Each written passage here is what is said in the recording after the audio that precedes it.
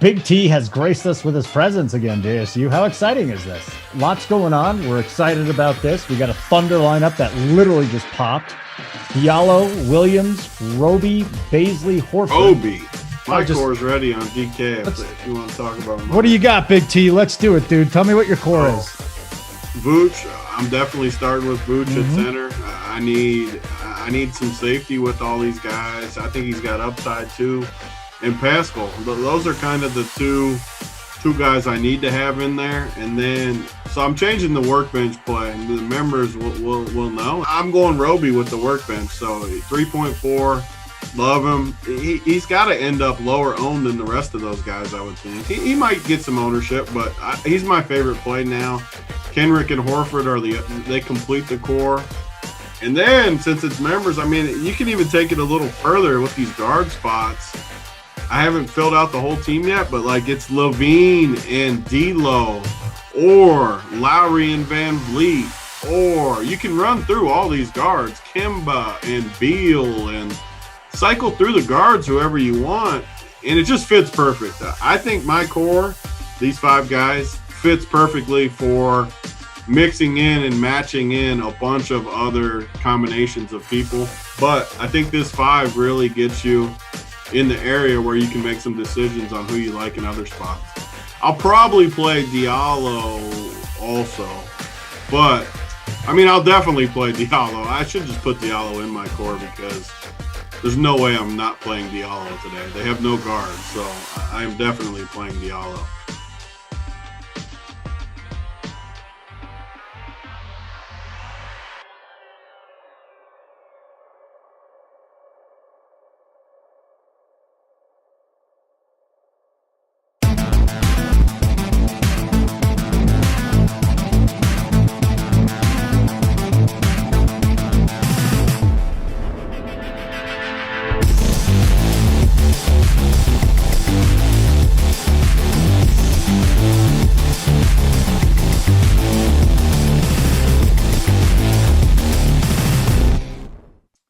What's going on, everyone? Welcome to the Run Pure Sports Hardwood show for some Friday night NBA action. Just pulled up the stream here and, already 70 likes. That's very encouraging. Things that you definitely like to see on a Friday afternoon. And if you're one of the two people that came in here and hit dislike, you can kiss my ass. I mean, that's very hurtful. Right out of the gate, 2 dislikes.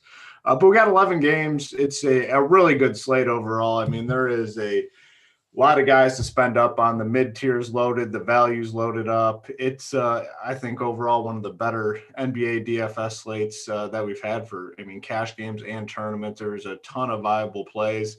As always on Friday, joined by my boys, Big T and JSU. JSU pulls the double shift for us on Friday. Go to you first. How's it going? And your overall thoughts on the slate here? Yeah, good to be here. Good to hang out with you guys. Love my my double duty on Friday. Get to hang out with my boys, before the final countdown show that me and Holden do. So it's going to be good. I really like this slate. I think the slate's really interesting. We've got already a bunch of guys that are going to be very chalky, value guys. And there's a lot of games. So there's a lot of different ways to go and stack up. And I think it's going to be good to talk about some of the games that we can kind of discard and some of the games that I really want to focus on. So, yeah, it's going to be good. Yeah, and that's kind of one thing that we always talk about, especially on the show. It's like, you have 11 games. You're not going to be able to get exposure to every single spot. So when you're going through, whether you're MMEing or, just building 20 teams or 5 teams or 10 teams, whatever it is, you kind of have to write some of these games off and pretend like they don't exist and move on. If they happen to be a 220 to 225 game, you might be screwed. But there's just no way to get exposure to all these games. Big T, I know that's something, a strategy you always employ. You're willing to just, forget about teams or forget about games and move on. Like how many, when you got an 11 game slate, how frequently are you looking to do that? Are you looking to cross off 2 games, 3 games, maybe even more? Yeah, so I always take a strong approach, as people that have watched our shows know for a long time. I'm not even scared to cross off. If you're only playing 1 to 3 teams, like you can cross off 4 or 5 games completely almost. I like doing that. It just all depends on how many teams. Obviously, if you're playing 150 teams, you're not going to want to completely cross off that many. But if you're playing 1 to 3, you can take hard stances, and that's what I like to do. That's why I've always been a 1 to 3 lineup type guy, because I like taking strong stances. And that's one of the things I get into trouble with when I'm playing 150 is sometimes I probably cross out too many people. I take too hard of stands with my 150. Maybe I should leave in some of those fringe plays a little bit more than I do. But that's why naturally I'm a 1 to 3 lineup guy. All the success I've had in the last week has been with one lineup. Yeah, I hit a qualifier with 20 teams in that, but that was just literally throwing them in. I mean, if you looked at my teams, it was locking in the same guys and just spinning some people around it. So it was basically one team even with that. And that's just where I'm comfortable. Great slate tonight, like you guys said. We got some good chalk, some good cheap plays, some studs, everything you could want on a Friday night slate. We got big tournaments. It's just a great slate, and I'm glad we got this show because we got JSU and Hoop, one of the best tournament players in the world, one of the best cash players in the world, and me in between. So I think we'll give you a good breakdown of the slate here. You in between? You're not a cash player. What do you mean you're in between? In between two, I didn't mean in between like cash and tournament. I mean in between the two best. I'm just. I was gonna say, don't try and fool the people. You don't play cash. Definitely. I mean, they know I'm not a cash player. What's funny about what you're saying though with the MME in the 1 to 3 lineups is, I feel like that's my exact problem, and the reason why I don't MME is I am the same way. I think when I've tried to do it, like I've only MME'd probably like 20 times in my life now. I've been trying to dabble with that like $3 or $4 contest FanDuel has every now and then. But I think my problem is the same thing. I think I end up crossing off too many spots, and sometimes it gets me in trouble. But that's the way I kind of build the 1 to 3, and I've always had success. And it's probably the wrong thing, right? But I think that's what I get caught. Even me yesterday, I get caught doing because I love the Orlando game, and that was the game that I really wanted to target. And then we get the Detroit news, and then things start spreading around a little bit. But it's still just like yesterday. Both my main lineups on DraftKings, I had 2 lineups. They were all game stacks of the Golden State versus Orlando game, because I thought that game had a real good chance to pop off. And I took a 0 from Frank Mason and still ended up cashing. So I was pretty happy about that. Yeah, I mean, last night was one of the stranger slates overall in terms of the news, even what it took to cash at the end of the night. Like, you could have a couple busts. I mean, I know I had Frank Mason, I had Jeremy Grant, and I had the best night I had all week last night. It was just a weird slate. I mean, is one of those bizarre slates where you weren't dead with, a guy like Mason. You could really take on like 2 busts, like full busts in your lineup and be okay. I'm going to go out on a limb and say that's not going to be the case tonight. I mean, I anticipate tonight to be one of the higher scoring nights that we've had in a while. Do you guys agree with that? Tony, I'll go to you. Yeah, I mean, there's so many good plays. Whenever it's like this, there's so many good plays at the top, so many values. Yeah. Plays that look like they're just not going to miss for the most part. So you're definitely going to need to score. And it's 11 games. Last night was 5. We had a major chalk bust. The dude in the chat says, "What's so funny?" I mean, I got the golf on the TV, and I just saw Long John Daly putting, and his outfit and his demeanor is the best thing I've ever seen in my life. He's got like sweatpants on. He's probably drunk playing. He looks like just a standard dude out at the Muni on a Friday afternoon. That beard might be one of the worst things I've ever seen. It's like a half. It's like him though. It's like a half Santa beard. It's like stops like on his cheeks, and that is just, man. You have to love it though. There's no way you don't love it. Like, you gotta love Long John. The careless attitude out there. It's literally it is great. I just pictured the one picture that always is going around where he's in the golf cart at one of the tournaments. Yeah. He's got like a 64-ounce McDonald's cup, and he's just at it's too good.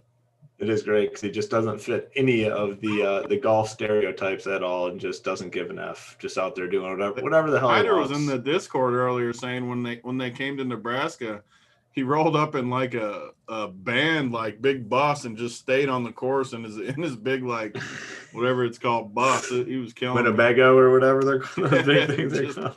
Probably got tanked the whole weekend and played some golf. Yeah, it's fun to watch him out there. Definitely fun to watch. He's playing awful. I mean, he's like 15 over. I think Big T might be able to take him this week. I doubt that, but I'd have some fun playing him. Oh, yeah, that's true. All right, let's hop into it. We got 11 games, couple housekeeping notes. We need the likes. We got about, 460 right now, 165. That's good. Just, that's my goal. I said, I really want to get to the point where I don't even have to mention likes, where you guys know you just come on, you hit the like, and, make sure you're subscribed, and, it will save us time, more talk for NBA. So hit the like, do us a favor. After the second game or so, we'll pick a number and we'll give out some gear. That new gear order should be hitting Big T's door very soon. So actually, you went to FedEx today, right? I did. I was going to bring that up. I'm glad you brought it up, because everything that was in my email, my Twitter, everything that came to me was updated on the sheet. I sent everything out except the larges. So if you're waiting for a large, you did not get it. But if you're not a large, I sent everything out today at FedEx. So probably next Tuesday or Wednesday, you should have your gear. And the new order should be to Big T's doorstep pretty soon. That went in, I believe, Monday or Tuesday. On the show, we got the Manscaped. Are you going to do a on-air sample for us? I mean, I don't want to have the ladies flocking. I mean, they'd love to see the python. It's a married man right there. He can't be doing that. Unfortunately for you guys, I don't think we have many females. JT. Huh? It does have a light. JT's right. Lucky for us, I don't think there's many women watching. So I think the wives and girlfriends could potentially be okay with the an on-air showing. I still don't think anyone wants to see it, so we'll hold back on that one right there. You can show the light again if you want, Tony, in the middle of the show. You got the if you pick a winner, I might show the light again. I'll pick a winner. Yeah, lots of winners to come. Last time I was on this show, I gave out Al Horford as the play of the night. He went for almost 60. I was told I was dead too with Al Horford at center. I don't know if you remember that. Holden told me I was dead. Hate to see it. Man. Similar spot again tonight for Horford. We'll get there. They're going to be a very thin team. Before we hop into these games, we still have that promo going until Monday. If you sign up for a monthly membership at Rumpier Sports and use the promo code RPS, free entry, you'll be in a drawing to win a entry to the DraftKings $888 contest on Monday or something similar. I'm assuming they've ran the 888 almost every night. So if the 888 isn't going that night, you'll get the 888. You'll get something equivalent to the 888. So you have to sign up for a monthly package, use the promo code RPS, free entry, and we'll have some sort of show, or maybe we'll do it on the podcast. But the drawing will be Monday, so everyone, the winner has enough time to get into that contest. And we have, our core plays going is our, one of our premium products over at Rumpier Sports. Big T was on this time heater. His scores go up every single night. So it's definitely one of our more successful products that we have over there at Rumpier Sports. So head on over there, check us out. Let's hop into this first game. We have the Timberwolves. We have the Hornets. Total 229.5. Charlotte favored by 3.5. And, for me, the Timberwolves side is going to continue to be a fade for the most part, unless there's substantial injury. And they do have an injury with D'Angelo Russell out for, I think, at least a couple games. On a full slate, I'm not messing with Timberwolves and Saunders and whatever the hell he feels like doing on a nightly basis. So I'll be off the Timberwolves. On the Hornets side, I have a lot of interest, actually. I mean, already with Devontae Graham's questionable. So if he were to miss again tonight, this is a team that could be pretty thin. The Martin brothers both out, I believe, with the health protocols. So they're both going to miss. If Graham's out, you're talking about maybe a 9-man rotation tonight, 8-man rotation. I'd have a lot of interest. LaMelo Ball, I mean, the price is up there on DraftKings at 8.6K, but he's showing the ability to pay that off. On FanDuel, the price tag's much more affordable at 7.7K. So definitely a better play on FanDuel at 7.7. I think he's still in play in tournaments at the 8.6 on DK. I'll go to you first, JSU. Any interest in some of these Timberwolves guys? And then what's your read on this Hornets situation?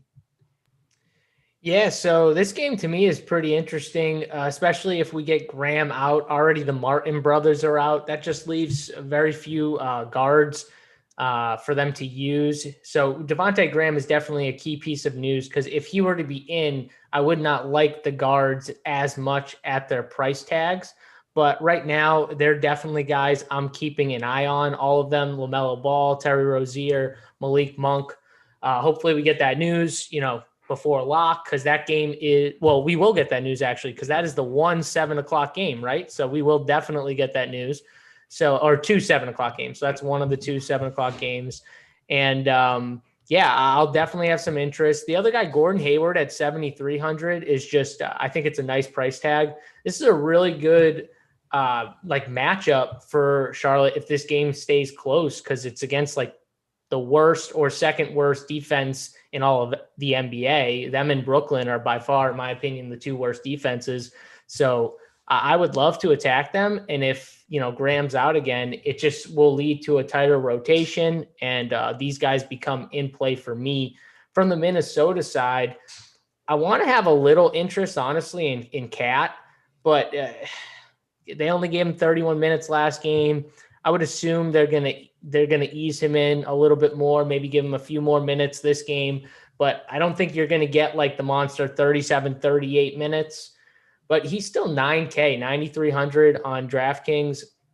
If you're stacking this game up, I think he's the guy I'd want to bring it back with, him or Malik Beasley. So those are the guys I'm kind of interested in. This game is definitely interesting to me, though. Yeah, I mean, big total should remain pretty close. Tony, what do you got here in this game? Yeah, I think it's interesting too, and it's not going to get that much ownership because it's the early game. Like always, it's been one of the things I've targeted a little heavier this year, just because I think the common strategy now is to wait on news and not play these early guys. Everyone's kind of picked up on that, which means we can get some leverage by not doing that. And this game's a good example. I mean, we got a huge total. We got a guy that I was hoping JSU would like him. It sounded like you had a little interest, but Cat, man, whoo, it's an explosion spot at an unowned position. I mean, he has all the upside in the world at under 10K going against Charlotte, and just he's not going to be owned on this slate. Anytime I can get a stud like him unowned against Charlotte right out of the gate, it just gets me excited for sure. So I definitely have interest in that. And I don't hate the value of these depending on, so is D'Lo for sure out? Yeah. Yes. So these other guards, I don't hate, like Jalen Noel. I mean, no one's going to play him. This is only in a game stack. Like if you play Cat and you kind of go heavy on this game, he's 3,700 on DK, 3,900 on FanDuel. He's looked pretty good to me as far as the eyeball test, just as a cheap guy to throw in a game stack. Kind of the theme of how I've been building my teams. Jordan McLaughlin is super cheap too in a game stack. And then Charlotte, man, I hope we get the news. I mean, obviously we will because it's the early game, but I hope Devontae Graham is out so that we can play these guys. LaMelo, obviously, Hayward, Rozier, all these guys in play. My favorite, though, would be LaMelo. I mean, this is a price point that he's not going to be owned, just like Cat. Right out of the gate, you can play LaMelo, even if it was just those two, LaMelo and Cat, right out of the gate, both under 10% owned, maybe even both under 5% owned, and both could get you 60 plus in this matchup just right out of the gate. I mean, imagine locking in 60 plus from two guys under 5% right out of the gate to start your Friday night. That's something I'm interested in, without a doubt. Yeah, LaMelo, like I said, ownership, he'll have some ownership on FanDuel at the 7.7 price tag, but at 8.6 on DK, people are going to be very hesitant to pay that price tag. I mean, it's very simple. He's got 60 fantasy point upside. I mean, we've seen it. So I definitely like that call. Next game, we have the Knicks, Wizards, 219. Knicks favored by 2.5. And the big news, obviously, in this game is Bradley Beal out. That's going to make Russell Westbrook, I think, one of the highest owned guys on the slate. Better price tag on FanDuel, but the 9K price tag on DK is much too cheap for this situation without Bradley Beal. On the Knicks side, this was a team early on in the season that we were really targeting for DFS purposes because, the minutes that these guys were getting.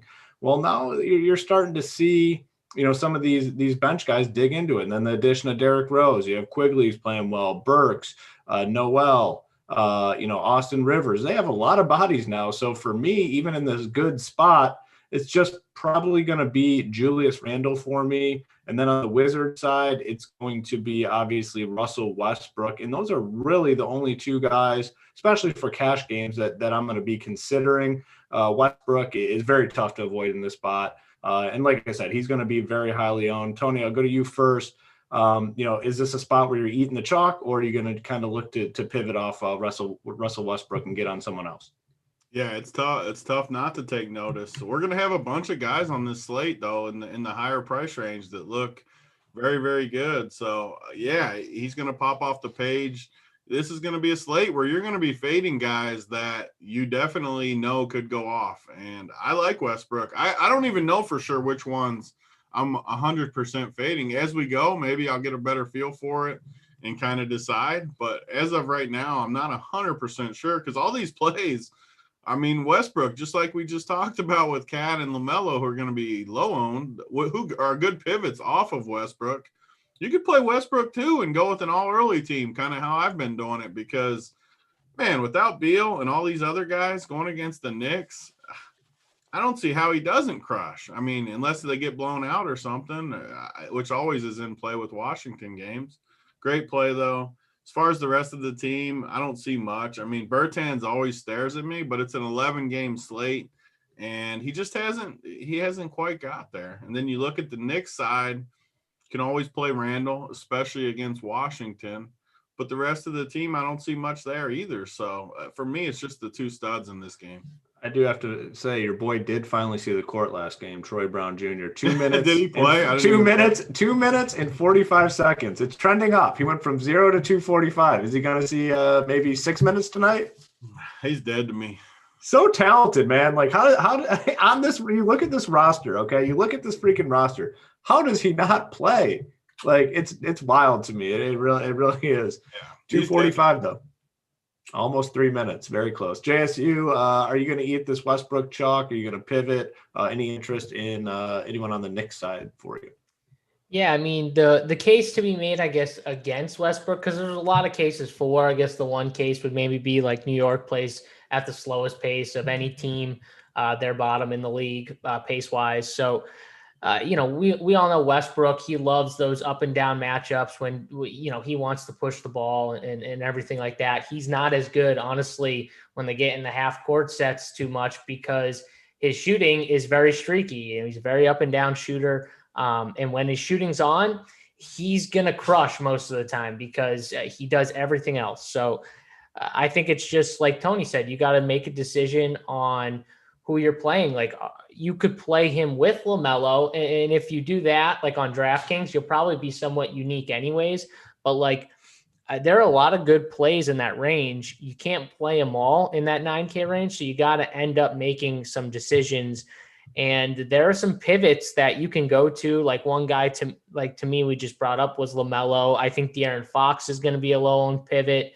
So there are plays in there that you could make a case for to fade him for someone like that who's lower owned. But at the same time, the risk when you do it because you know why he's going to be popular. No Beal, he could absolutely crush this matchup. So, it's just a spot where it depends on your lineup construction and where you want to go. And I'll say, if you're a person that likes avoiding chalk and popular plays and high-owned guys, like this is your slate because you can find multiple pivots in every single price range. I mean, honestly, this slate is one of the more loaded slates in terms of just overall plays, like guys that are in play. Before we hop down, we have our cash sheet that I do FanDuel. Mangone does DK. Might have to add some spots tonight, boys, because there is just so many viable guys at each and every position. So like I said, if you're going to pivot, if you don't like playing high on guys, like this is your slate for you.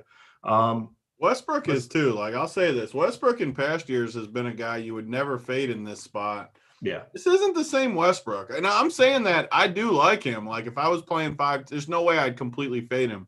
But if you're like playing one team, I think he's a just incredible fade candidate because for one, they can get blown out. For two, he hasn't looked right. For three, the slow pace. I could just keep going down the list. The flip side is It's just him and all the usage against the other team. So you're going to have to fade some guys. I think he's a pretty good fade candidate, though. Yeah, The problem is they're going to need someone else besides Westbrook to step up. Like, that's going to be the key. And from a scoring aspect, with Beal off the floor, they're going to need someone to make shots. And they've been looking to guys like Bertans and Rui, and they're just so up and down. I mean, Bertans, 2 of 7, 4 of 11, 3 of 9, the past 3 games from the 3-point line.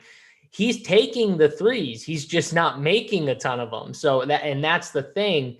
They're going to need someone like him, or like I said, Rui, to step up. And if they don't, this could be a blowout. Like, it really could end up being a blowout. So that's the other thing you have to take into account. It's a rough roster. I mean, you look at that roster, and to be able to replace Beal scoring, I mean, you're picking at straws when you look at those names. So I think a potential blowout is definitely in the realm of possibilities here. Next game is another pretty appealing one. I mean, a 225 total, Atlanta favored by 2. Spurs, Hawks. On the Spurs side, they're going to continue to be without LaMarcus Aldridge. Problem is, I mean, the prices are now finally starting to adjust. I think the best play on the Spurs side is going to be DeJounte Murray. Has shown tons of upside. The price, I think, is pretty fair on both sides. Should not have high ownership tonight. Not really popping anywhere. On the Hawks side, Tony, I know you were on Gallinari last time out. I was on Gallinari. The minutes are going to continue to trend out for him. They said he was going to play 30 minutes, or they said 30 minutes was his cap. He played exactly 30 minutes. I think we can kind of anticipate 30 minutes for him moving forward.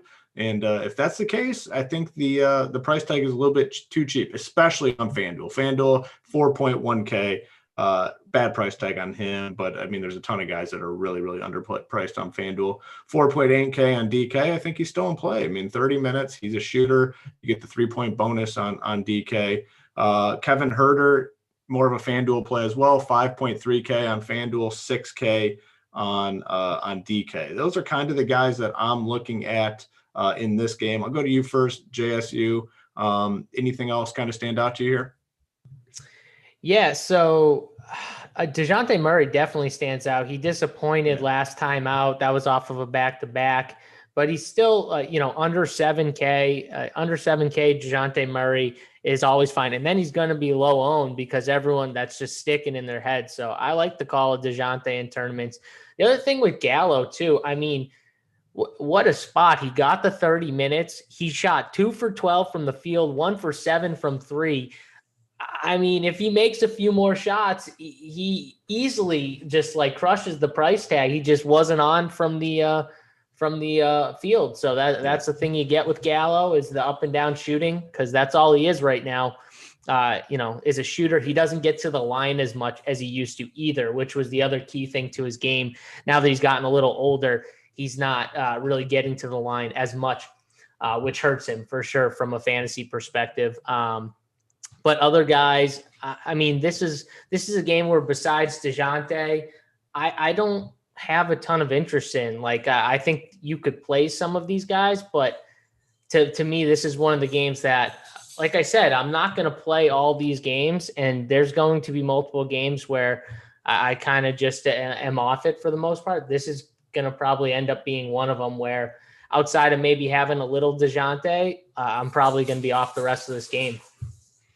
Yeah, I mean, can't play them all like we kind of said in the opening. Tony, is this a game that you're finding some guys, hitting your rosters, or are you mostly going to be off of it?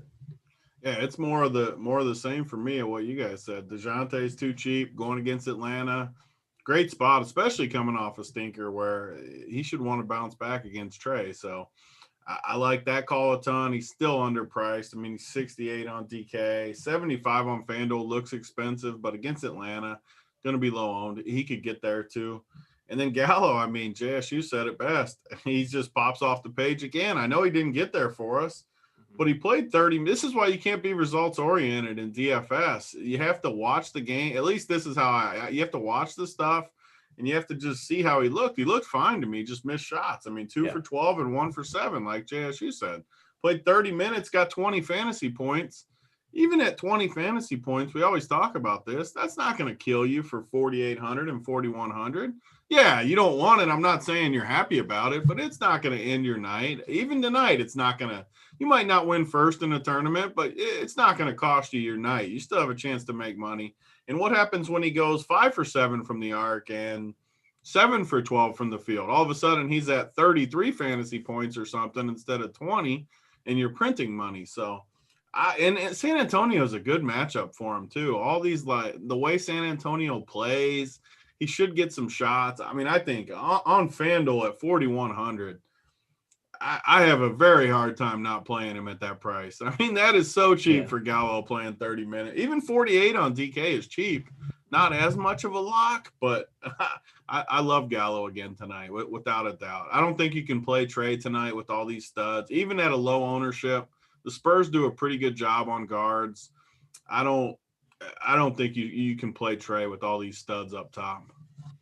Yeah, no, I definitely agree with you. The price tag, if Gallo hits 45% of his shots, he's probably one of the more popular guys on the slate. He's still going to have high ownership on FanDuel because of that price tag, but at the 4.8 on DK, if he would have hit 40% of his shots, he would be very popular because of those 30 minutes. All right, we're around 650 people. Let's get to three. We got to get back to 400. We got high standards. We've been getting. All right. Big T was generous last time out. He gave you guys a softball number. Today, it's a hardball number. It's 400. Yeah, you got to hit the 400 for gear. Listen, you get a lot if you get to 400. It's not just the gear. You get the gear, and the 400 likes unlikes the Lady Jane's play of the day, and it unlocks the workbench play of the day. So get to 400. We'll circle back. If you get to 4, maybe a second piece of gear after 4. So just hit the like. It's very simple. Next They've been game. doing better too. Like I'll give the track credit. I mean, we usually have to work a little harder. We have to get on them, but I mean, like right now, we haven't really pushed it that hard. We're at 275. The chat responds to the hoopster getting on them. Hey, I mean, like I said, my goal. NBA season's long, and we're going to be doing these shows all throughout the season. My goal by the end of the season, by the time the playoffs hit, because we'll continue to do the shows for playoffs, my goal is by the time NBA playoffs come, I don't have to mention likes. Don't even have to say it. We should try it one day next week. Like next Wednesday, we say like, okay, Thursday, or we could do it on Friday because it's a good show. Like Friday, we're not going to say a word about the likes, and we're just going to see how many we get. And then if we hit a certain number without saying anything, then we do something even more special for them. I get it too with the likes and stuff like that, but come on, guys, this show's been going on long enough. You guys know. I mean, give us the likes. I mean, we shouldn't have to be prying, and that's the last thing we want to do, anyways. Like pry about that. Like we don't want to be begging for likes. We want you guys to have this content, but to keep the content going, you got to give us the likes. So if you like this show and you watch it for free every day, and you like it, just give us a thumbs up. Like we shouldn't have to pry for your like. That's for sure. No doubt.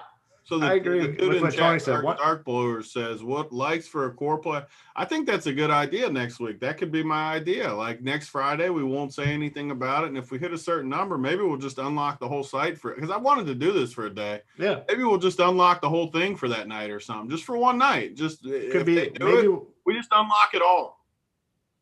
Yeah, so it's going to be a combo thing. It's going to be the likes, and we need subscriptions too. So we need to make sure that you're hitting the subscription thing, and we'll do it one day. Maybe on Monday. Monday could be the special show. We'll do the 888 drawing. I don't want to do it Monday though, so we could sell it though. We need like one day to pump it up. So I think we should do it I think next week for the week. So for the first 4 days, you shouldn't have to say anything, and we should try and get to a certain number of subscribers in that 4-day stretch, and a certain amount of likes every day without saying anything. And if it happens, and it happens Friday, we'll unlock the entire site for a day. On Friday, we'll open it up. That's a good idea. I mean, come in just really the likes is showing how much you guys appreciate us. We're doing this free show. We have a lot of premium content. Said Hoop calculating lost revenue versus game revenue. That's a good one. I'm Redmond Sharp. Got the mind. It's ticking. The mind is ticking. But yeah, like, subscribe. Let's get the whole thing going. We got a lot more games. The next one, Pelicans, Mavs. Big total, 232. Dallas favored by 3. Luka is obviously up there in terms of price on both sites, but to me, one of the better spends on the slate. It's a really big total. Dallas favored by 3. He's coming off a big game. You look at the surrounding roster, not a ton of guys that are capable of producing. Porzingis, I think, is somewhat interesting too. I mean, he's got upside. And if this game does stay close, I don't hate getting on Porzingis either on the Pelican side. It's a team that we talk about a lot on here, and it's tough when they're at pretty much full strength, which they are. But the price tags are pretty nice. Zion is 8K on both sides. You got Ingram at 8.2. Lonzo's showing some upside. Our boy Willie Hernan-Gomez was the key to Tony winning that big $200,000. The key to the $200,000 night last week. We'll go to you first, Tony. Big total. I know Big T likes big totals. You're on this game. Yeah, I mean, it's another really good game. You got a close spread, a high total. You got some studs. The good thing about New Orleans, we've talked about it every show. The good part about doing these shows 4 or 5 days a week, however many we do, is these guys, we say the same things after a while. I mean, when Zion and Ingram are priced at 8K, they're not really that much in play on tournaments, even though I like them they just keep hitting that number. It feels like what they just do the last game. Ingram was at a little less, 34, 35. Ingram is definitely a little worse than Zion as far as price for me. Sometimes he goes higher, but Zion, 38, 44. Yeah. I mean, the whole season, same thing with Zion. We've been saying it. Yeah. How is he the most consistent guy in all of the NBA as far as like price? He's got to literally be the guy that hits in that 5X number. Yeah. It's like the long drive challenge where you got to like hit it straight down, and if it lands in the middle of the fairway, you get extra points. Like that would be him. The longest and the straightest would be Zion somehow. And I don't know, like the rest of New Orleans. So Hernan-Gomez, Big Willie last week, he was just a little cheaper, and it was those slates where he just fit better. Like I needed the cheap guys. I don't necessarily like him that much tonight, but if the game blows out or something, he could crush again. It's always the case with Willie. So I don't like him as much. Dallas side, I mean, Luka is going to be one of the better plays on the slate, but he falls in that same bracket again. All the studs, we can't play them all. We got to pick and choose. I don't know if I like him more than the other guys, but I do like him. I mean, that's the hard part. Do you like him more than Westbrook? Less. I know he's more expensive, but his floor is safer, his ceiling safer. I think I'm off this game, but that doesn't mean these plays aren't good again. I mean, just like always, you got to fade some spots. I guess Luka would be that guy for me that I'm planning on fading. Yeah, I mean, there's a lot of different ways to go for spending tonight. We're only 4 games in, and I mean, we've covered so many plays, and there's, I mean, clearly more to come. JSU, like I said, big total in this game. What are you liking here in this Pelicans Mavericks? Yeah, I mean, Luka's been a guy that I've just been talking up for a while now. It's just someone, that he's just whenever he's on the slate, I feel like he's just always one of the best studs to spend up for, because he just does so much. And I don't care if Porzingis is with him. I don't think it affects him that much. But this game is another game that I hate picking on New Orleans. They don't play that fast. Neither does Dallas, really. Both teams are bottom half in pace numbers. But on top of it, like, I don't like really getting the big, so I'm not going to really like Porzingis against guys like Zion and Adams. And I don't think it's a spot where Tony brought up Hernan-Gomez for a sec, said he didn't really like him at the price. I don't think it's a spot where they're going to use him that much anyways, because if Porzingis plays some 5, that might take Hernan-Gomez out of the rotation for some of those minutes. We saw it last game they played. Who was it against, where they Chicago, where they didn't go to Hernan-Gomez with his second set of run as much because they went smaller. Chicago did. So that's one thing that I'm just going to stay away from the New Orleans side completely, because none of those guys have really shown big upside. I know Hoop talked about Lonzo Ball a little bit, who's shown some. He's okay, but now he's 6.7K, and we've got guys like DeJounte Murray, who I have to choose between. I'll take DeJounte over him. Jamal Murray, who we haven't got to, but his price has come down, and I know he hasn't been playing well, but it's a nice little matchup against OKC. So there are guys we just have to choose from, and I think this game falls in the spot where if Luka's not the stud I'm spending up for, then I'm probably not going to have much interest in this game other than that. Yeah, I mean, the Pelicans, guys, it's kind of turned into a spot where, if you have to end up fading them, you feel all right about it. Like the odds of someone there coming in and crushing your night, to me, is pretty damn low. Like they have a lot of guys that are capable of having good games, but we haven't had a lot of ceiling games out of these dudes. So I'm fine being off the Pelicans, most nights. Like we've continued to talk about, they're just steady performers. Ingram's going to be somewhere probably between 35 and 42. Zion, same thing. Like they'll get value, but they haven't had these performances that end your night if you fade them. So it's probably Luka or nothing here. I agree with you guys. I got one more thing too, like deep tournament strategy that is going probably too deep, but if you're playing tournaments, these massive field tournaments that you want to get all the way to the top, you can project a blowout in a game that you don't think is going to blow out and get some value dudes in there. And I think this Kyra Lewis, I've talked him up a bunch. He continues to get decent run, playing like 20 minutes, doing okay, like 13, 14, 27. He looks really good to me as far as the talent. And you can play Big Willie. Like if you somehow played a team based on this game blowing out, you're not going to probably do this if you play one team. This is deep tournament strategy. But you can play those two together for $7K. And if you somehow bank that blowout and these guys play the whole fourth, these guys could both get you like 35 fantasy points and totally mint your team. Granted, if they don't get that run, you might be stuck with like 14 from both of them, which also isn't going to kill you at these price points. So it's deep tournament strategy. But I don't hate doing stuff like that at times to get to the top. Yeah. I mean, little edges like that. I mean, it makes a lot of sense, especially in those larger field tournaments.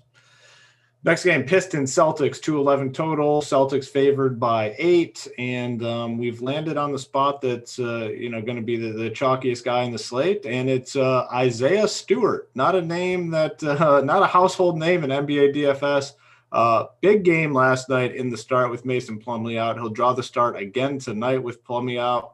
He'll be the highest owned guy on FanDuel and DraftKings, 3.1K on DK and 3.6K on FanDuel. The best, price per dollar guy on the slate, but the ownership is going to be extremely high.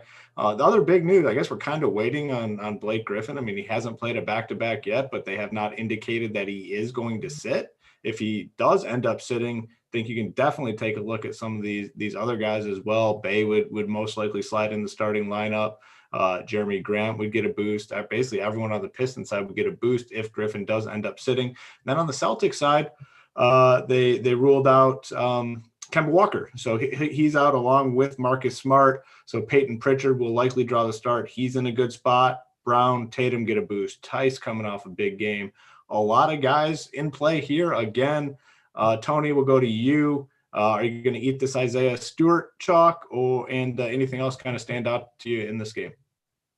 Yeah, I mean, this game's definitely because I think Blake sits. I can't imagine they run him back. I get frustrated with guys like Blake, anyways, because I don't understand why they play him normally, but on a back-to-back, this is a perfect chance to sit him and ride some of these other guys.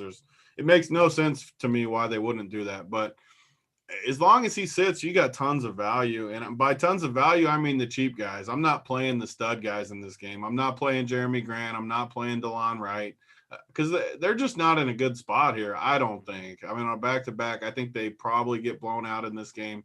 But you can play all these other guys. I mean, Isaiah Stewart is going to be crazy chalk. Yesterday, I said it, and I'll continue to say it.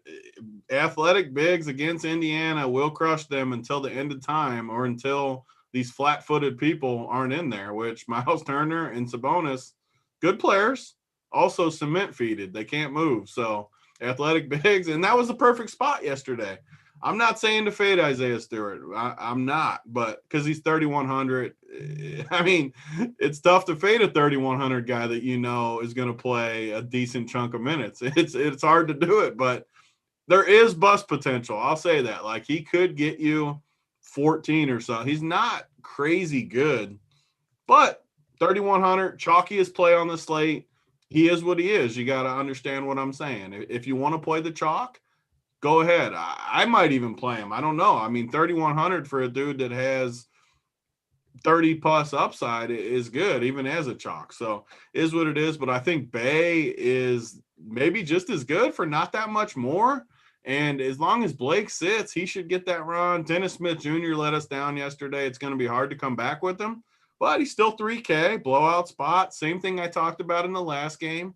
Basically, it's easy for me. All the cheap guys for Detroit are in play. I think you can play basically all of them, especially whoever starts. Whoever's in the starting lineup for a cheap price, I like a ton for Detroit.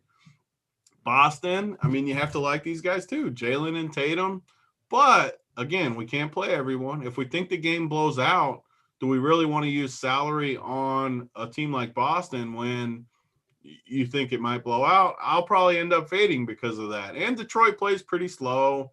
Not a ton there, but again, same thing. You can go to the cheap guys. Peyton Pritchard should get decent run. Solid floor. 3,800. He's going to get in the 20s fantasy point-wise. These looked pretty good yesterday. Semi Ojeleye had like the best game of his life yesterday at 3,100. Got like 35. I mean, I'm not going to play a guy like that. I'd rather play the Pistons guys than that. But for me, I guess the quick summary is just all the cheap guys in this game are pretty much in play for me here. Yeah, I'm with you. I kind of prefer the cheapies over the spends, but I mean, Jaylen Brown, Tatum, I mean, I feel like one of those two will have a very strong game, and the price points are pretty nice as well. I mean, just a lot of different ways to go on the slate. JSU, what's your read here on this game? Yeah, well, first thing, I mean, if Blake Griffin is out, they just don't have any other bigs. Like, they have nobody. Sadiq Bey is going to move over and be like the 4, but he's not really a 4. Like, he plays on the perimeter. Like, he's a perimeter guy. He's a shooter. At least that's definitely play them together too, by the way. I didn't say that, but like Sadiq Bey and Isaiah, because of what you said. Like, yeah, they're cheap. They don't have anyone else. It's so what to me, actually, I think that Jeremy Grant is a little bit of a better play if Blake sits, because dude's just not going to come out of the game. Like he can play. They get blown out. Dude, they were getting beaten up pretty bad, and he got pretty much all of his run, and they don't have anyone. It is a back-to-back. Again, though, he's not someone who I'm prioritizing right now, but I'm just saying I think he's actually a little better play if Blake sits than if Blake is in. But either way, I agree. It's the cheap guys for the most part that I'm going to have interest in from this game. Outside of Semi Ojeleye, he went 6 for 8 from the 3-point line. He got 6 rebounds. Did really nothing else. I mean, he's 3,100. I get it, but I think there are better cheap plays. And I know who Semi Ojeleye is. I know he likes that corner 3. He got the 30 minutes run, but I'm just not going to chase that. If people want to play him, they can play him, but it's not something I'm going to do. I definitely prefer Stewart as the cheap guy over someone like him. And Stewart's just better. Stewart is an athletic, really active big. So, I mean, that they have no one else too. So Tony talked about Jeremy Grant possibly sitting if they're blowing out. Well, Isaiah Stewart can't sit. They have no choice but to play him at least 30 minutes. In 30 minutes for 3,100, you're getting that no matter what. This game could be a 40-point game after the first half. Stewart's still going to play his second half run. So that's the good thing about guys like Stewart and Bey is they're blowout proof, right? They're going to get the run pretty much. They're 30 minutes pretty much either way. Stewart's he's the guy you want as a value play because he has a lot of ways to get there, and his energy on the court, can get you there in terms of the fantasy points that you need. So at 3.1K, yeah, he's going to be popular, but for me, I think it's very hard to fade him in this spot. The minutes are so secure. The matchup's not the best, but I really don't care about that. I think you just play him. Next game might be the first catch-up game on the slate. At least it is for me. We have the Clippers. We have the Bulls. It's a 225.5 total. Clippers favored by 7.5. Yes, Kawhi Leonard's in a great spot without Paul George. I don't think I'm going there. I definitely prefer the other spends on this slate. On the Bulls side, the only guy that kind of stands out to me is Patrick Williams on FanDuel. He's still FanDuel has not adjusted prices on guys in a long time. Patrick Williams is still 4.4K. I think he is in play on FanDuel. That is about it for me. JSU, am I missing anything here in this game? No, I really don't. And I know it feels like I've discarded already like 2 or 3 games, but this is another game. Like I like some of these later games that we're going to get to in just a bit. So everyone can hold on with the games that I'm definitely looking to target, because this is not one of them. I know that PG's out and Kawhi Leonard without Paul George and all that stuff, but man, the Bulls just haven't looked good, and this game could get ugly. Either way, though, we're going to have to fade some spots, and this is a spot where I don't have a ton of interest in. Like that, I agree that Williams from Chicago is still too cheap on FanDuel, but other than that, I don't see. Tony, are you playing anything from this Bulls game? Because I see really nothing that I want.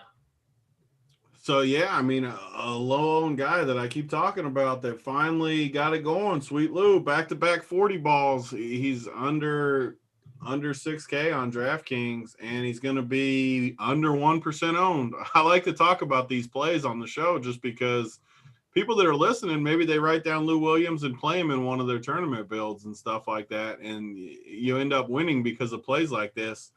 Yeah, he's not a great play on the surface. If you're an optimizer person, he's going to be nowhere near your team, like nowhere near it.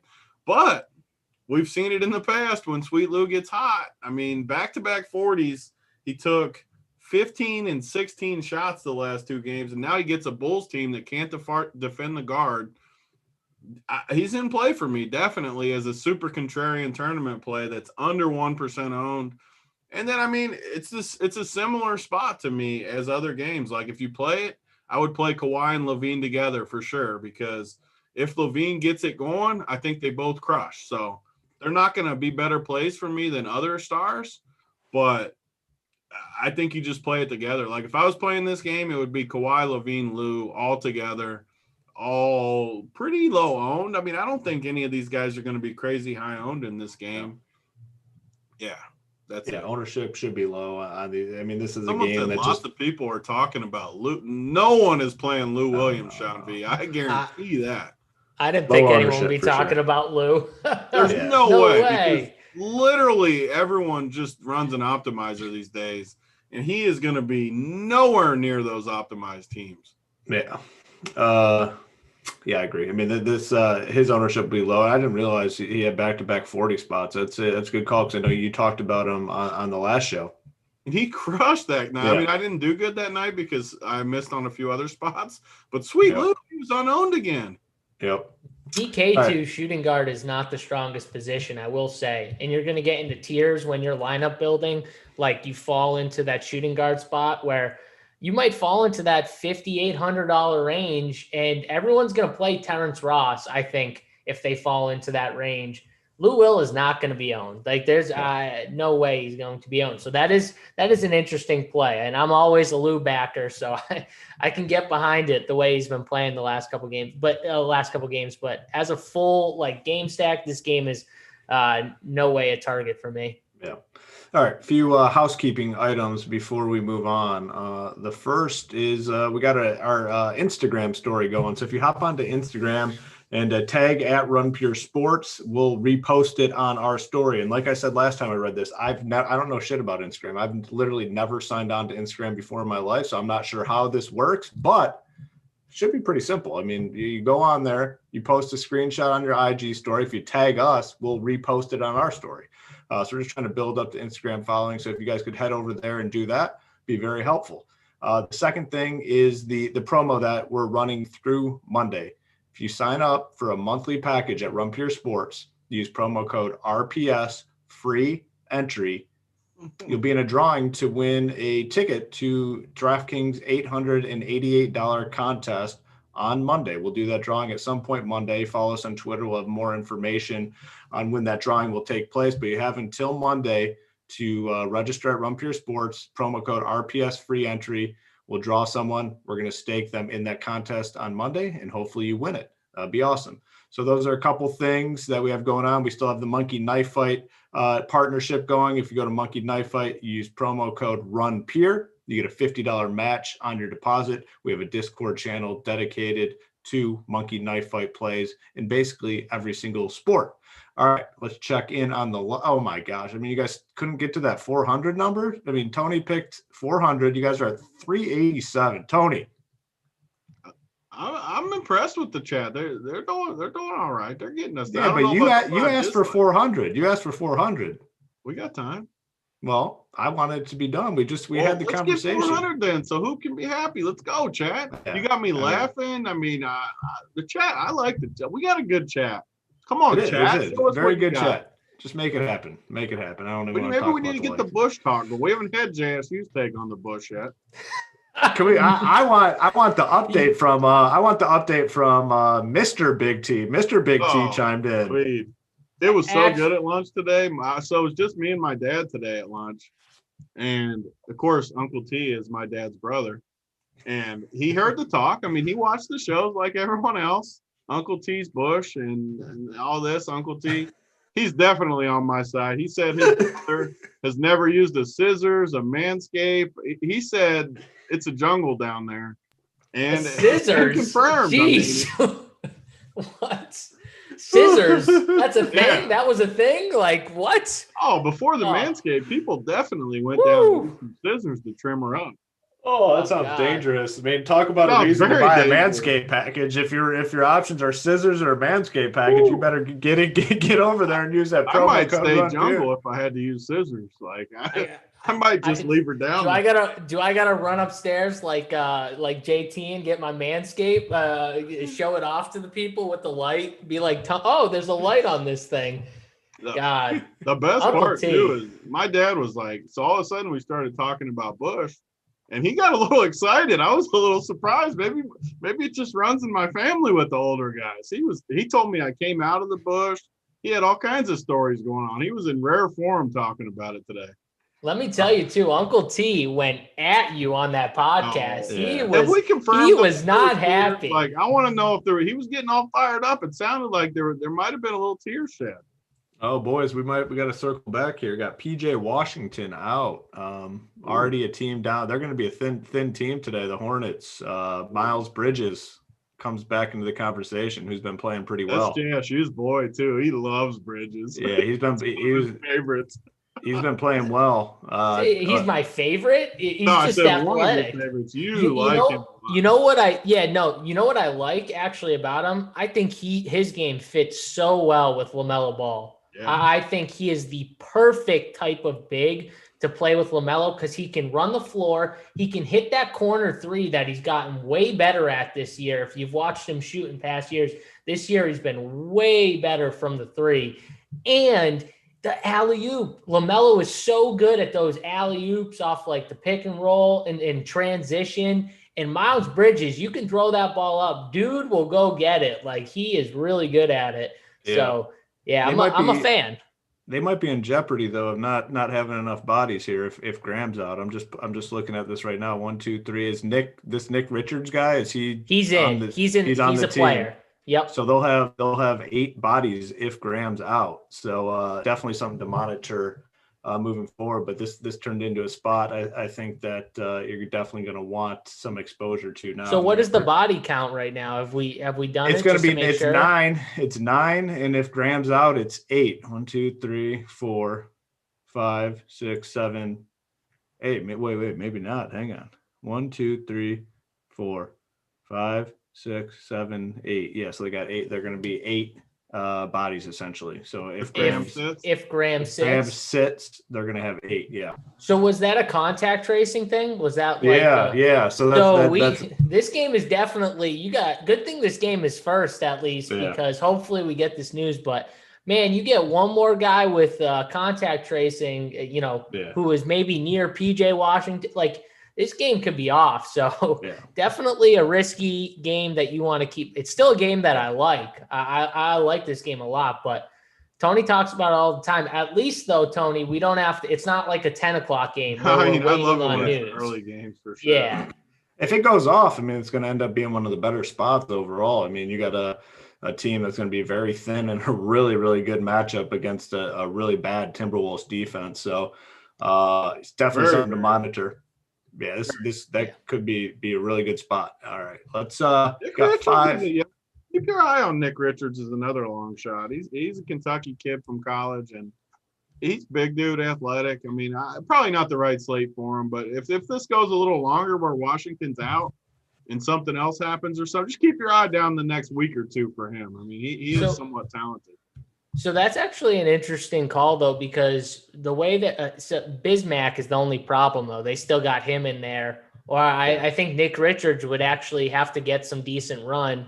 But I will say, though, the few minutes he went in for, he did look good. He came in the first time he came in a game, he threw like a backdoor pass from the top of the key, a little bounce pass. It was really good. He threaded through 2 defenders. Dude was unafraid. He just came in there. Looked pretty good in the few minutes he's got. These Kentucky guys always get better in the NBA. They just do. It happens with every one of them. I can't explain it, but they always get good. I mean, who's going to guard Cat is the best thing. Who in the world? Cody Zeller? I think they're going to play Bismack a little too. Yeah, it's a pretty good play tonight. I'll say that. Yeah, situation to definitely monitor going into lock. Next game, we have the Thunder. We have the Nuggets, 222.5 total. Nuggets favored by 11.5. The Thunder continue to be very thin. You know, Gilgeous-Alexander ruled out. They're going to have, looks like, 9 bodies, maybe 8, depending on what happens with Roby. DraftKings did a pretty good job of adjusting their prices. The price tags have finally come up on these guys. But maybe not enough. On the Nuggets side, Jokic continues to have these big games. It is a blowout spot, though. I mean, the blowout here seems relatively likely. Tony, we'll go to you. Obviously, this is your squad. How are you reading this game? Yeah, I mean, the way OKC plays, I could see it. Again, I always say this, but staying closer. They finally blew someone out. Who'd the Nuggets blow out the other night? Was the Cavs. The Cavs. So they just blew someone out. They don't blow teams out very often. So I could see this game staying close enough to where, how does this happen every slate where Jokic, literally no one's going to play him again? Like, no one is going to play him. It's just not going to happen. So it is what it is. I think he's a great play, low owned. If you think this game stays close, I think you play him. And then, like always, run it back with wings against Denver. Baisley is going to be very, very low owned. Wing that can score against Denver. I'll just keep preaching my rules, and they've been pretty successful with this type of thing. Wings against Denver. That's Baisley. I mean, even Diallo is kind of a wing in a way, even though he can't shoot. His price is up, though. I'd rather just play. How much is Diallo on FanDuel? Yeah, so I can't pay $7K for Diallo. Yeah, I finally got the prices up. I do like the matchup, but I can't pay that. I like just Baisley 5,900, Kenrick Williams even 51. What's he on FanDuel? 52. I like Kenrick though. He's a wing against Denver. We've seen it last game. JSU talked him up. I didn't necessarily like him, but 25, 24, 39 the last 3. That's 5K. So that'd be my 2 guys. Baisley, Kenrick, Jokic. We just talked about the Clippers' little 3-man stack. That's my 3-man stack here. Jokic and those 2 wings. I think that's how you should build NBA teams this year in tournaments. Just little mini stacks all around where if the games get going, you just capitalize. And if this game stays close, I can almost promise you Kenrick and Baisley are going to be the reason why. Yeah, definitely like that call. I mean, those guys, they've shown upside too. They've shown the ability to have big fantasy games as well, and going to be very thin. Like I said, 9, maybe 8 bodies. If Roby's out, they're only going to have 8 bodies. These guys are going to be forced into big roles. So the blowout at that point really doesn't matter if it does come to that point. JSU, what kind of stands out to you in this game? Well, I'm happy to hear, first off, that Big T put some respect on Big Kenrick Williams' name. Finally, he was talking down on him a little last show we were on together. So I'm happy Big T's on.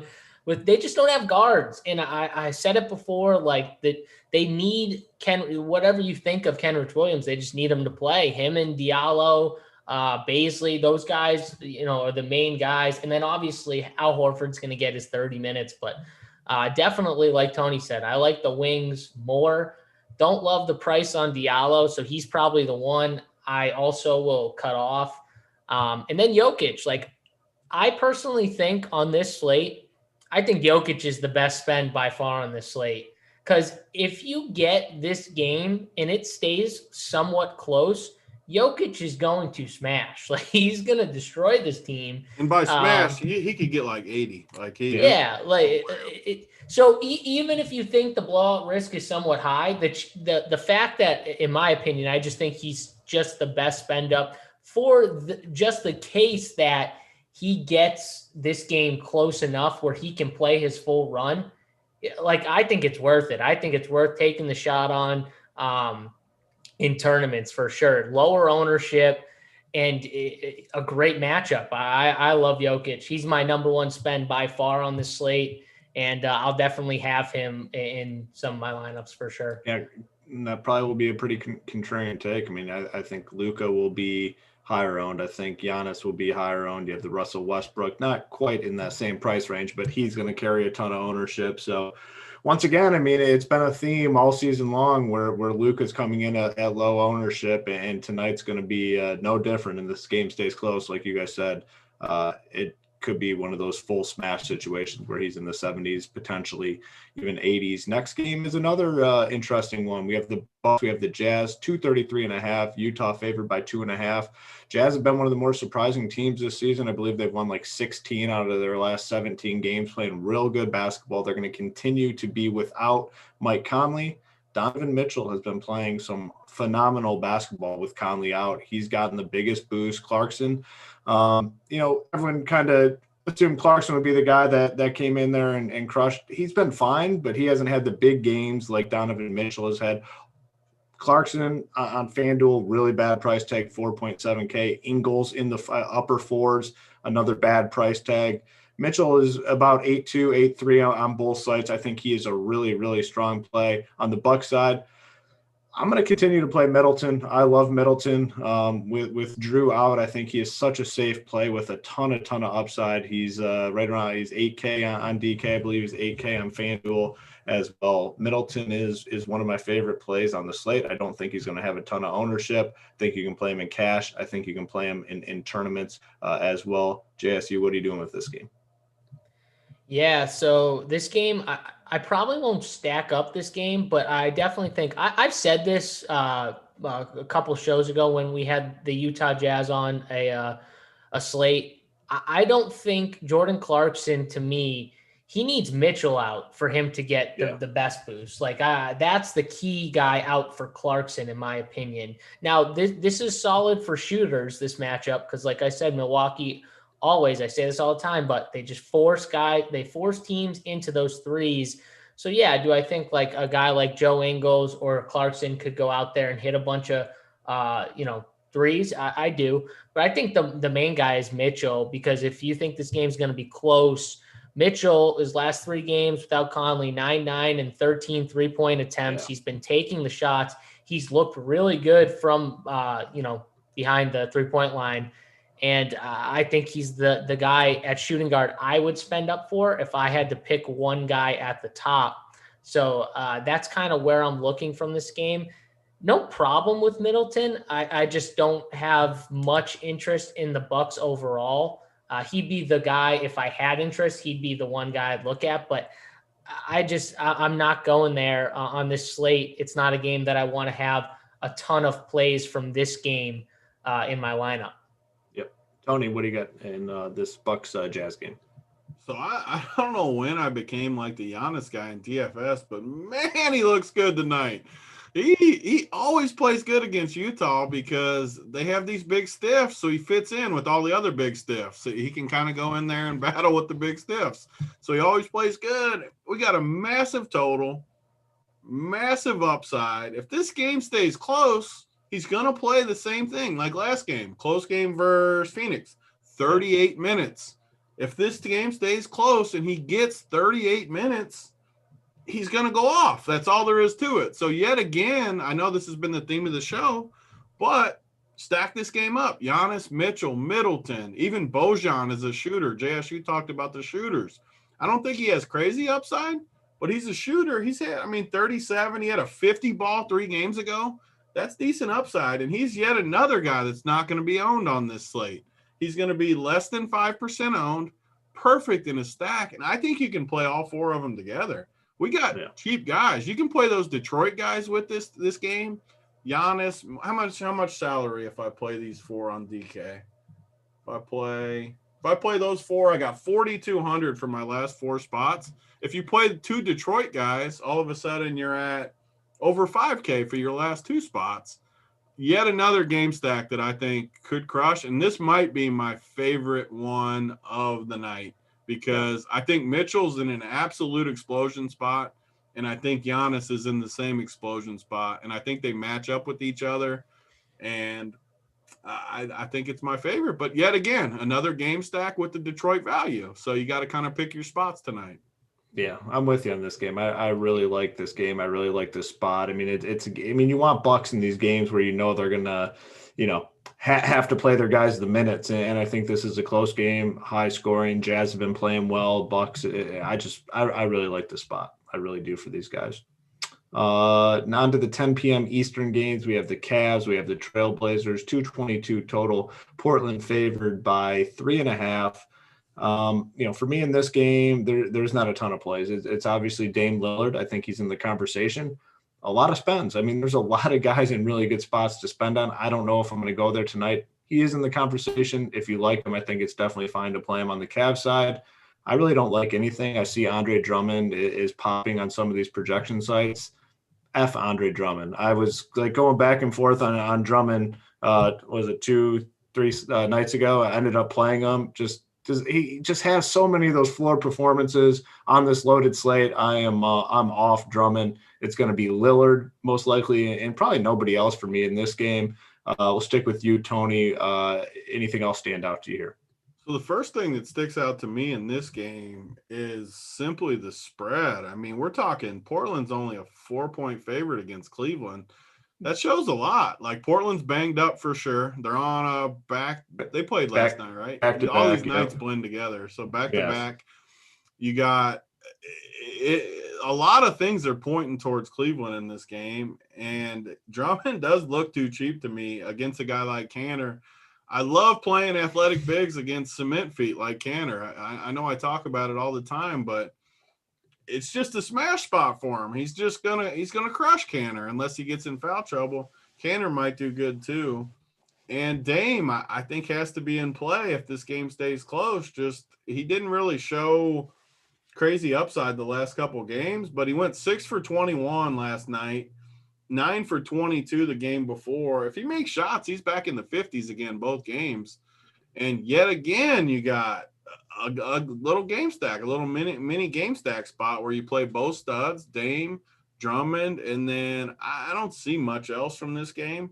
But guys like Sexton, his price are slowly creeping down. You got 66 and 6,500. He's been over 7K. Now look, 66 and 65. We always talk on these shows, you got to hit the guys when they're at that low point. I think Sexton might be at that low point tonight, getting 35 minutes a game. He's definitely in play to kind of go with that game stack type thing. Gary Trent Jr. continues to get a ton of shots. He only got 12 last night, still had 28 points. I think this game's sneaky good just because of the spread. If this game stays close, I think it's a pretty good spot for low-owned guys besides Drummond and Lillard, who will get some ownership. Just to circle back real quick, Devontae Graham is in. So, I think we really don't have to worry about the game not being played now. I think it'll definitely be played. They need probably 2 more guys to be ruled out. So Graham in, PJ Washington out, just to clarify that situation. JSU, Cavs, Trailblazers, do you have the same interest level that Big T does in this one? Yeah, and a guy I was actually interested in, I talked about the shooting guard position a little bit, Colin Sexton. I think you're getting at a value here. He's to me, he's like a low 7K player that we're getting at 6,600 and in a good spot too. So I like him a good deal. And then Andre Drummond, I think, like Tony said, is pretty interesting in this matchup. My one problem has been with Jared Allen getting kind of a minutes bump. I think it affects Drummond a little bit because Jared Allen's a very active center as well, who can get rebounds and blocks and kind of take away a little bit from Andre Drummond. But I still think the matchup is great for the bigs from Cleveland. And they could do work inside against Canner and whoever else, is down there, Carmelo. And so I like this game. I definitely think it's a game you can stack up as well. Yep. All right. Next game, Grizzlies, Lakers, 219.5 total. Lakers favored by 7. Anthony Davis is questionable. I don't think there really has been any indication on whether or not he does play.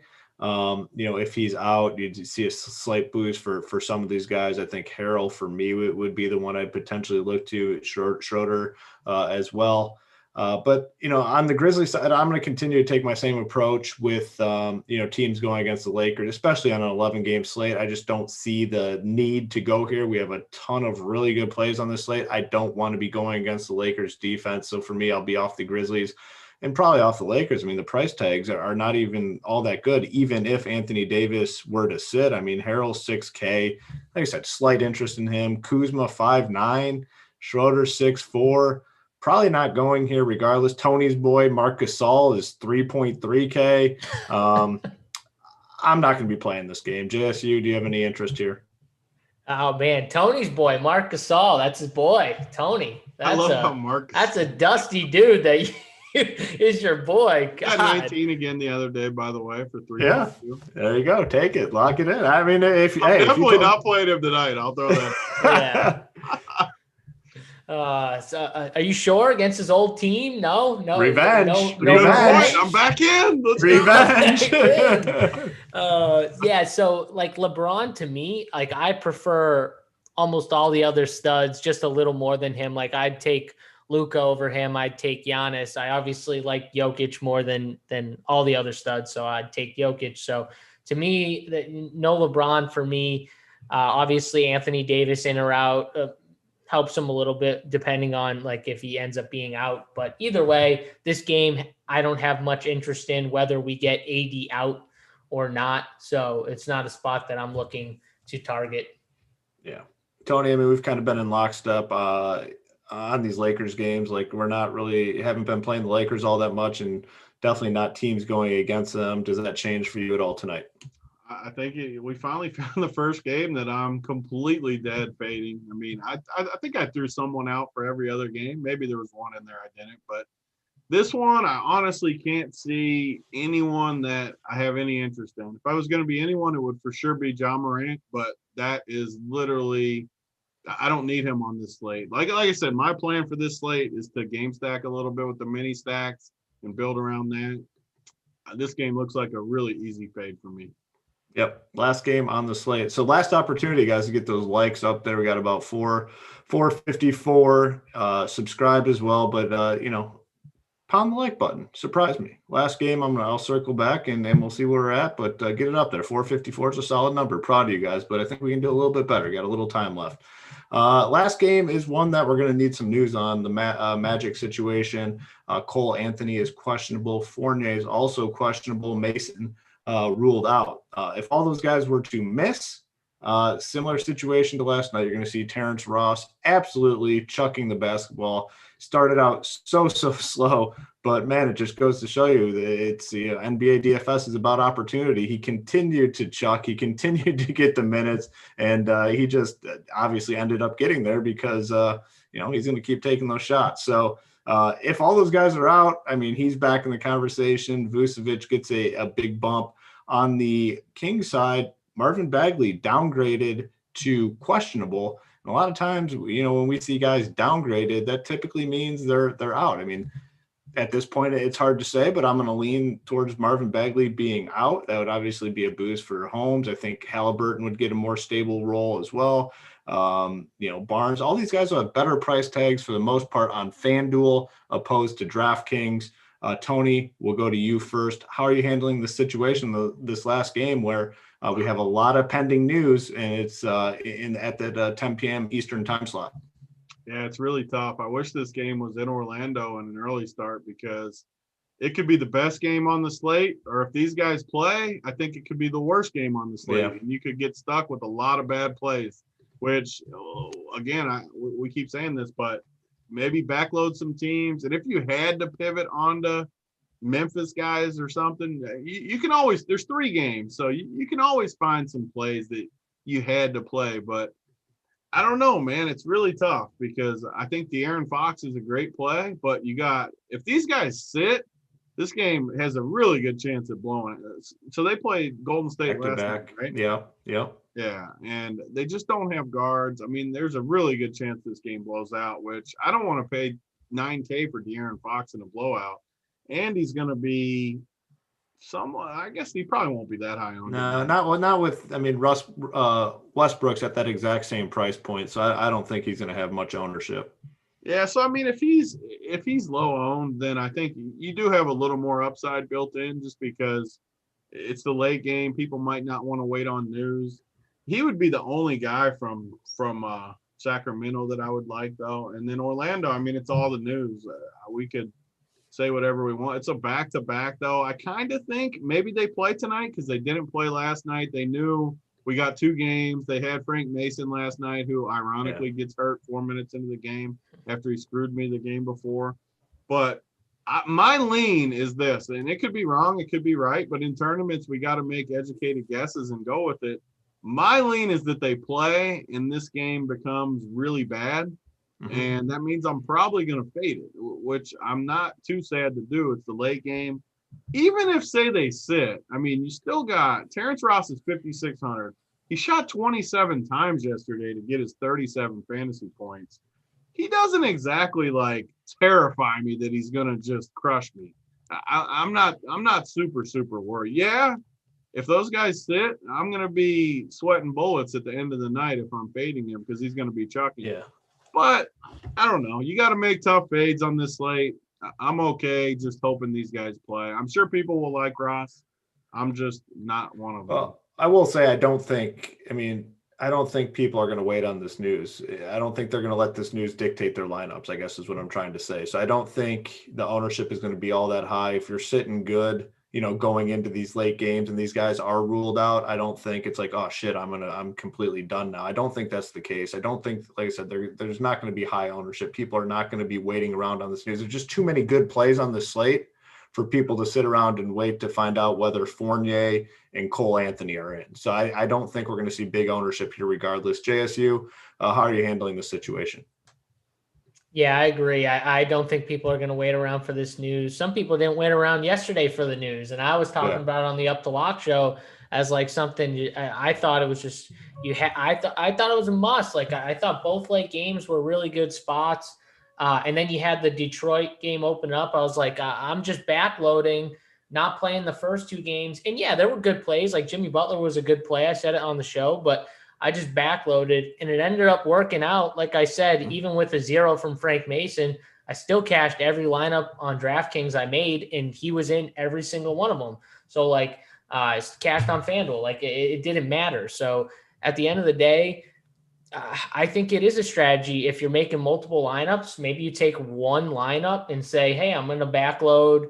And who knows, we might get that news at 7:30, 8:30. But even if we got it at 8:30 or close to 9 o'clock, right before 9, there's still 1, 2, 3, 4. There's 5 games that start at 9 or 10 that you could pivot onto. If let's say you stack this Orlando game up with Vucevic and Bacon and Ross and you still have 5 games that you could target and build a lineup with. That's definitely doable. And I think 3 of those games are really interesting in OKC, Denver, Milwaukee, Utah. Tony talked about a bunch of plays. I like Donovan Mitchell a ton.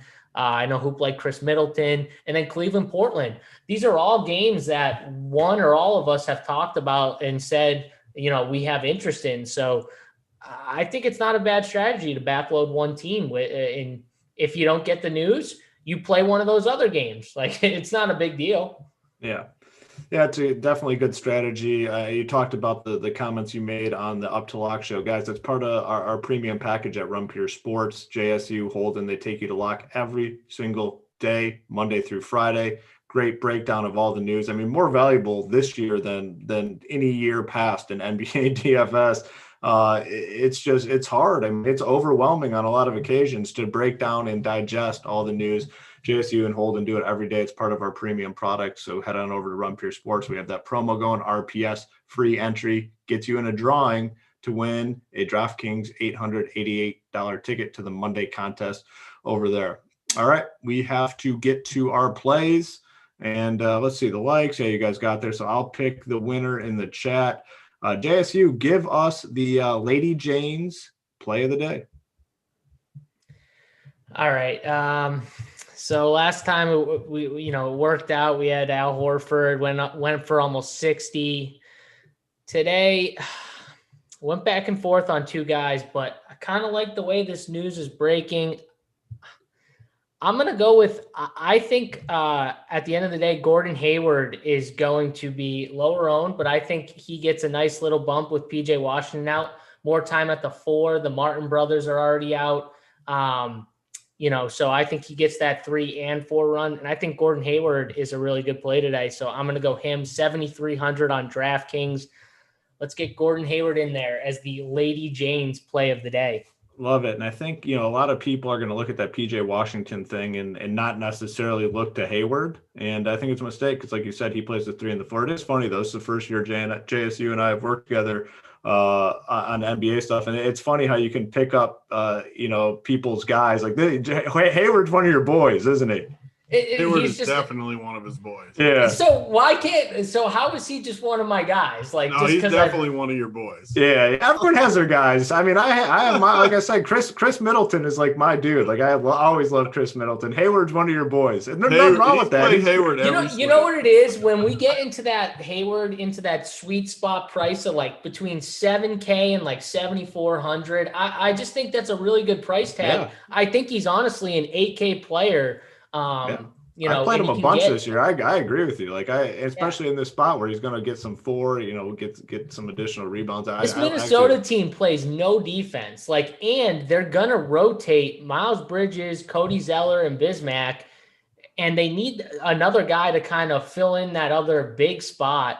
And so Hayward's going to play probably 38 to 40 minutes, and he's going to play both the 3 and 4 position against Minnesota. So yeah. I just think it's such a good spot.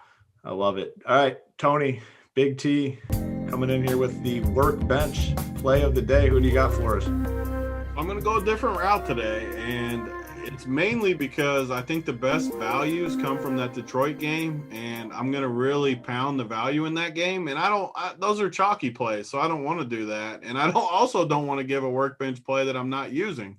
So I'm going to have to go a different route. It's not going to be a 1% guy today, but there's so many good plays on this slate. It's not like this guy's going to be some crazy percentage or something, but sorry to disappoint the people that like the cheap plays. But we're going Donovan Mitchell tonight, 8,200. I love that game. He's going to be under 20% still, somewhere around 20. You think? That's important. I'm going to let it go because you've come in with some below 1% guys. I can't give the 1%ers every day. And then what happens when I give the 1%ers, like sometimes people get frustrated when they don't, like they're going to hit every time or something. Yeah. And today's just not the day. I don't want to force it. I can't force the bench. I mean, sometimes you just got to go missionary and just accept it for the night. Tonight we're going missionary with Donovan Mitchell. The good news is, though, he's going to get us a 60 piece and it's going to feel good. Yeah. He's a good play. He's a real good play. I love Mitchell. I fully endorse that, but I missed the intro. And like I always say, whether you're hitting the workbench, you're hitting the Eiffel Tower, you're hitting the dry hump, our boys at Manscaped got you hooked up for all your needs. You don't want to hit the bench with a big bush. You want to be, fully equipped, Tony's got the equipment. You're going to pull the equipment out for us, Tony? Let's see what we got there. First of all, you got and this is the type of stuff where, I mean, though.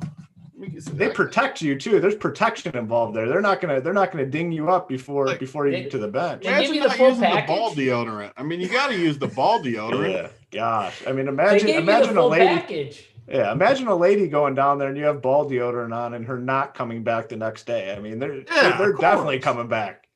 I mean, and once you get done with clipping it up, bald eagle style, you always get the ball toner. Get underneath the bag a little bit and spray it in the undercarriage. I mean, you got to get down in there a little bit. Yeah, I mean, Manscaped got you hooked up. The promo code's Run Pure. Gets you, what is it, 20% discount, right, Tony? Yeah, 20%. Run Pure. Yeah. It's a good deal, boys. You want to, make sure you're ready for action. I think the most underrated aspect is the injury, because I'll tell you what, I mean, I've nicked the ball sack a couple times, and that's it's like jerks your whole. Good. It jerks your whole blood body from the ball bag. Yeah. It is not a good thing. It like literally jerks your entire body. It's not a good feeling. This stuff protects you. So the protection is. It could be like a tiny little nick too, and it hurts. It feels like you got stabbed by like a knife in the heart. Like it hurts that bad. I'm telling. Like seriously, like the whole feels body, like you get stabbed with a knife in the heart. Yeah, I mean when you clip that ball, it could be like a tiny little blood mark, and it hurts. It's like you get electrocuted. It's like an electrocution or something. I'm telling you, my whole body is like, man, what just happened? But all right, we got to get out of here. These boys, are you hopping on, Tony, for the up to lock? I might. It all depends on how quick I get these teams. I might hop in there with them. See. So JSU is going to hop over there. Holden's going to be over there taking you all up to. I guarantee. Isn't he JSU? I think AP's going to make a guest. AP's going to get in there. All right, AP's going to hop on. I guarantee there's more news too. We've got 45 minutes to lock. Make sure you head on over there. Check the boys out. All right. Good luck to everyone tonight. For JSU. For Big T, I'm Hoop. We'll be back all weekend long with content. Talk to you later. Good luck in your contest this weekend.